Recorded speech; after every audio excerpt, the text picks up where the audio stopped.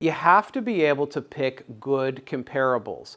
It goes back to the principle of substitution, which effectively says, I'm not going to pay you more for a good or a service as I would for something else that I perceive to be of equal quality.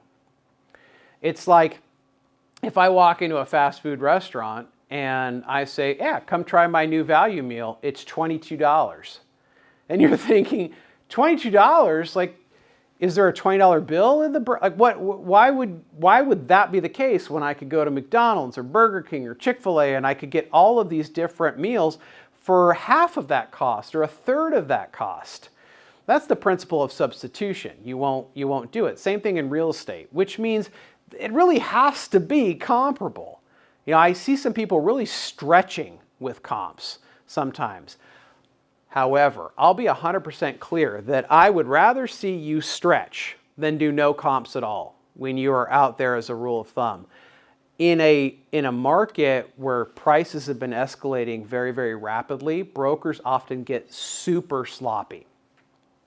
And they stop including comparables because like, well, the comparables are all $350 a foot and I want $450 a foot. Well, okay, but you still have to have comps. Why? Because most real estate is leveraged, meaning there's debt on it. And that means that the lender has to approve the value, and the lender is going to use comps even if they're bad. So don't go in blind. Know the lay of the land, pick good comparables.